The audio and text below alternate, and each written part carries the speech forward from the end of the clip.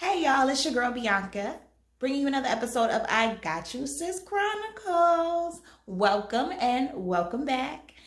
Y'all, it feels like this week went by so fast, and maybe it's just me, but I just feel like the months and the days are going by and we're still in the house. And let me just address something for my subscribers. A few people had some questions about my whereabouts. And I want you to know that I am the DIY queen, okay? I've always done my own hair. I've always struggled with my own makeup. And now, as of quarantine, I do nails. And if you had a close-up on these nails, you would know that I didn't go to pay nobody for these nails. I did them myself. I'm still learning. So, just clear it up. Yes, I'm still in the house.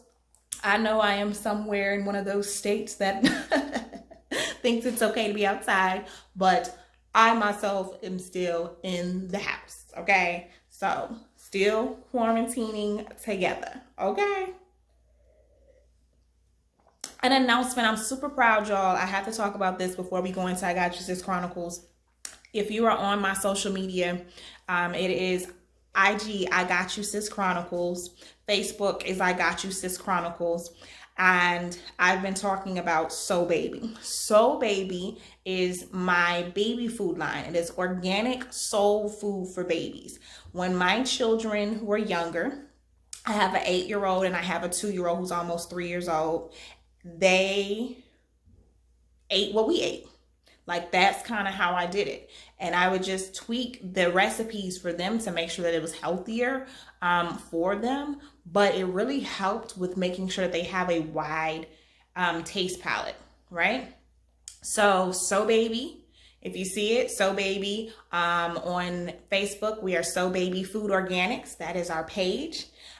Please like that page. And if you or anyone you know has a baby who is eating baby food still, so a baby or a toddler who is eating baby food still, I would like to send out a sample package of our level 1 baby foods free of charge. All I need is their address. So you can leave a comment and I'll respond to you. Or you can email me at igotyousischronicles@gmail.com so that I can get the information to be able to send them that special treat. But I'm super excited, y'all. I've been working on this for quite some time now. Anybody who knows me knows that I'm always cooking up some different recipes and things of that nature. And my big baby, my 3-year-old, she has been, she doesn't miss a meal. She enjoyed it. And my 8-year-old, she's made it to that age. One of the biggest things about making the baby food was because my oldest had food allergies. So I wanted to make sure that I knew what was going into her body because I didn't trust other people, right? So that was something that it was. But this is me creating this So Baby food. It's organic soul food for babies. We got candy yams, collard greens, fried green beans, fried potatoes and onions. We got peach cobbler, banana pudding, red beans and rice, chicken and waffles. And like I said, different levels of baby food, levels 1 through 3.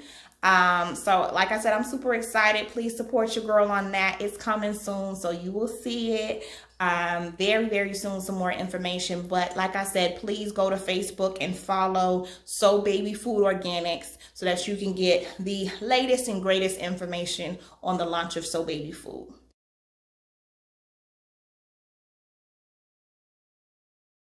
All right, moving on.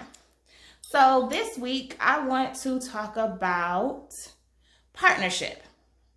And what I want to talk about when it comes to partnership, I want to talk about being a partner. And this could also apply to friendships, but it's about the fact that as a woman, we are supposed to be a helpmeet to our men, right? And what that means is that we are there to complement them. It talks about this in the Bible, and it talks about how everything was good except for that Adam did not have his helpmeet. And so the woman was made to complement the man, right? So in that, we have to make sure that we are doing our part. I know in this day and age, we as women want to be extremely independent and we want to hold it down for ourselves. And a lot of times in doing that, we can alienate our men.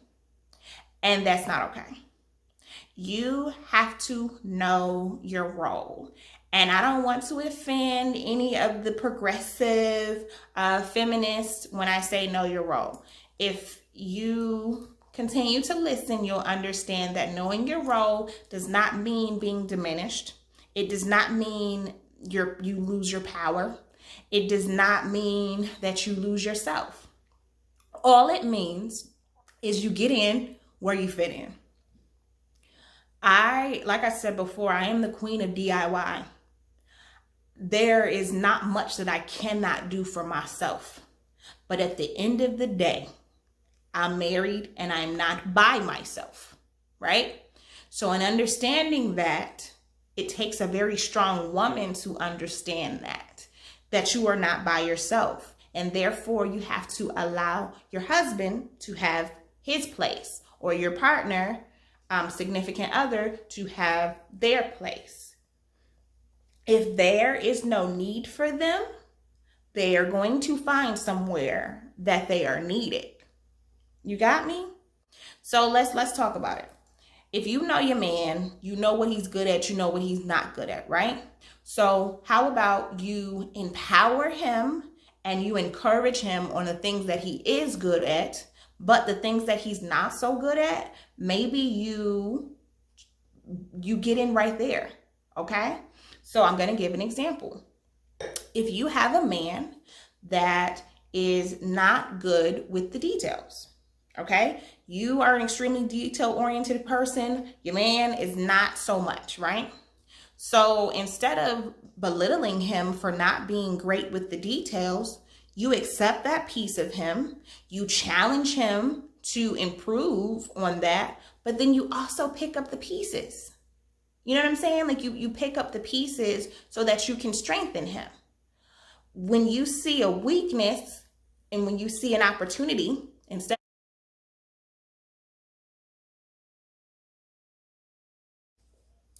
of being like Delilah and emasculating your man and taking away his strength, how about you be a Ruth or a Sarah or someone who empowers their man and really stands behind them? Every strong man has an even stronger woman behind them, because in order to be submissive, in order to be that person, you have to be strong enough to put yourself aside a little bit. You have to be and not just yourself, but your pride, really. It's really about putting your pride aside to understand that your place in helping that man is a huge, huge piece of the greatness that is you, right? So that's something to think about, y'all. Like it's interesting when I am around people and when I hear conversations and women talk about how good their sex is, how good they cook, how they take great care of the children, how they slave and clean in the house and doing all these different things. And it's like, okay, but how great of a partner are you? You see, because in order to be a helpmeet, you have to be able to do a bit of everything. It is not just that one thing. Sex is not going to sustain a relationship. Cooking is not going to sustain a relationship. Taking care of the kids is not going to sustain a relationship. You have to be able to have a total package. You have to work towards having the total package, okay? A big old booty and a small waist is not going to keep them in. It might attract them. It might reel him in, but it's not going to keep him. It's not going to sustain him. So you have to understand that we have to be more than that. We have to be more than our cute face, our itty bitty waist, or whatever it may be. We have to be more than that. We have to really be complex individuals. We have to be able to feed our man mentally, physically, spiritually, and emotionally. It has to be levels to it. And I'm just saying, I look at a lot of these young girls and, you know, I have an old soul, but they can't even knock 2 pots together. How he gonna eat, sweetie? How he gonna eat? You got to at least learn the basics, honey. Learn how to make a good mac and cheese. Learn how to fry some chicken. Learn how to do some steamed vegetables or something. Put a little salt, pepper, onion powder, garlic powder. You know what I'm saying? Get fancy with it. But you got to know how to do something. You got to bring something to the table. I just don't understand how we as women think that we're going to come to the table with nothing but ourselves. And we're supposed to be the prize. No, ma'am, you got to do something. Okay, you got to do something. But I don't want it to be a situation where you're listening to me say that we have to make sure that we sustain ourselves and we have to be a total package, and I don't get at the fellas. Let me tell you something, dear. If I'm going to be washing your dirty drawers, you got to be bringing something to the table too. Okay? If you don't have no job, then you need to wash your own drawers. Because probably me is working and bringing home the bacon. Okay? So you got to step up somewhere else. Now, overall, you need to be the provider. And being the provider does not mean that you make the most money. Sometimes we choose careers that don't allow us to make as much money than our significant other. Being a provider is not about money. Being a provider is about being able to sustain a certain level of living for what you have incurred. So if you have a wife, being able to sustain her way of living. If you have children as well, being able to sustain those children. It is about making sure that your wife and your children are taken care of, that they're taken care of, that they're protected, that they are loved, that they know that you see them, that they feel your support, and they feel your presence. That is a part of being a provider, being present. So that's something to understand, because a lot of times when we say, oh, he's supposed to be a provider, and if he don't pay all my bills, then he ain't a man. Oh, okay. That's cute.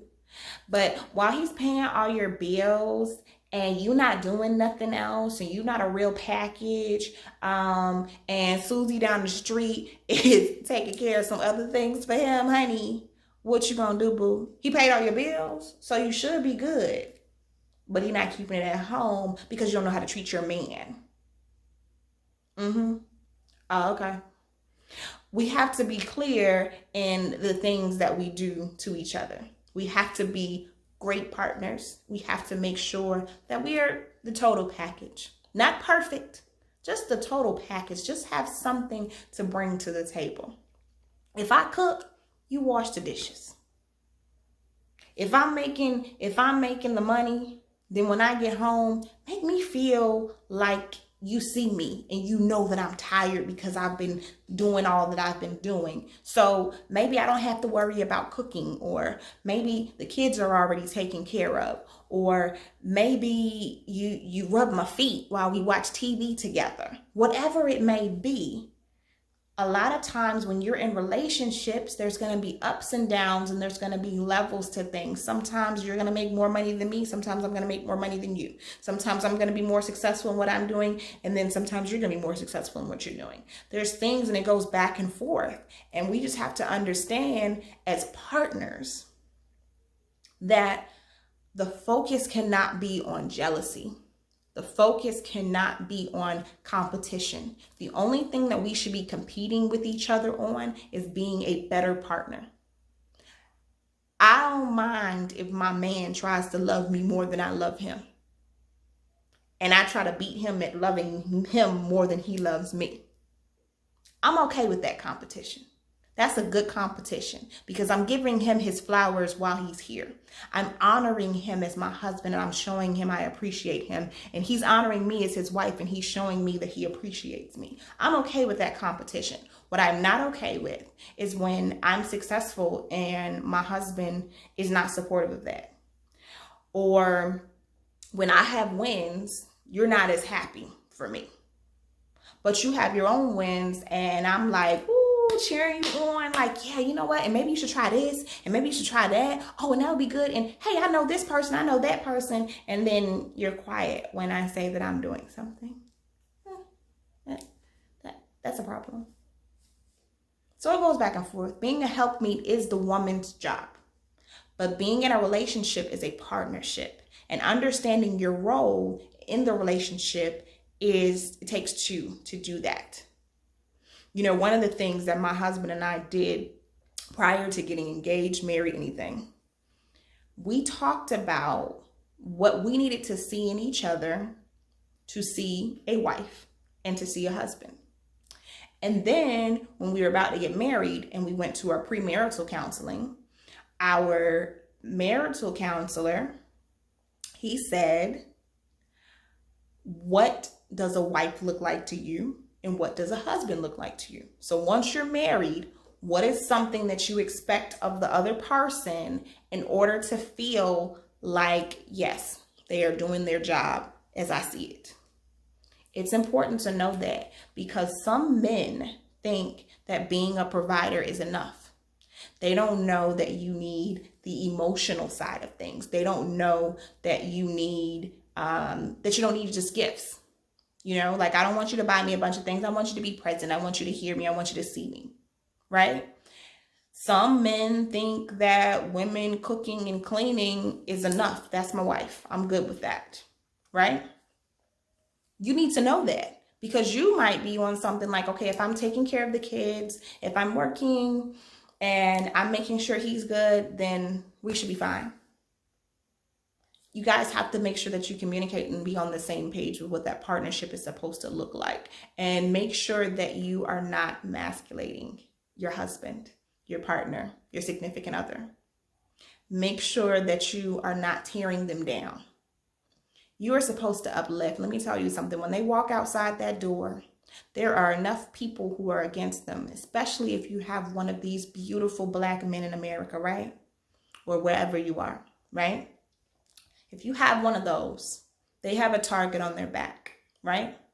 So when they come in that house, you're going to keep shooting. Oh, okay. You need to make sure that the home is a refuge for everyone in the house. It's your refuge. It's his refuge. So do not tear him down. When he does wrong, it's okay to point it out and call him out, but he don't need to be stupid. He don't need to be a cluck boy. He don't need to be whatever else. He doesn't have to be all that. State the issue. Help him devise a plan on how he's going to improve, and keep it moving, sis. Keep it moving. Sometimes it's okay to just say, hey, I see you're struggling with this. What's something that I can do to assist you so that you can be better at this? What's something that I can do? How can I be a better partner to you? What about my communication is making it so that you're doing this? What about my approach is making it so that you're doing that? You get what I'm saying? Like, you figure those things out, and you really help to understand each other as partners. Knowing each other's needs and then meeting them is two different things. If they don't see you, if they don't celebrate you, if they're not your cheerleader, if they don't see the greatness in you, if they don't see greater for you, if they don't see your vision for yourself and your family, that's somewhere that you guys have to be able to get on the same page. When you marry someone, you become one. So your visions have to be aligned. And if your vision is not aligned, you need to get aligned, because it's going to cause friction. It's one thing to have the same vision and have different approaches. That's okay, because you're two different people. So, I like to do things one way. He likes to do things another way. As long as we have the same goal, we're going to get to the finish line together. We good. It's okay. As long as no one's going to be harmed in trying to get there. Maybe an injury, a slight injury might happen. You know what I'm saying? And when I say that, I mean like an argument. You know, your feelings get a little hurt on the way there. But you get there. And you get there together. It's okay to have different ways of thinking. One thing that I can say is that I always tell my husband he has rose-colored glasses on, right? Because he sees the good in everyone. That's not a bad thing. It can be a challenge. It can be an issue, but it's not a bad thing, because I'm always skeptical. I'm always looking at people like, what she want? What they gonna do? Oh, so what you mean when you said that? You know what I'm saying? Like, I'm always on the defense. I'm ready to protect at all times, right? I'm ready to protect myself, my family, my friends, my kids, especially. So I'm always on the fence, but he's always, very positive. And that's okay, because together we find balance with our outlooks on life. Sometimes he is able to soften my frame by saying, hey, maybe it was this and it wasn't that.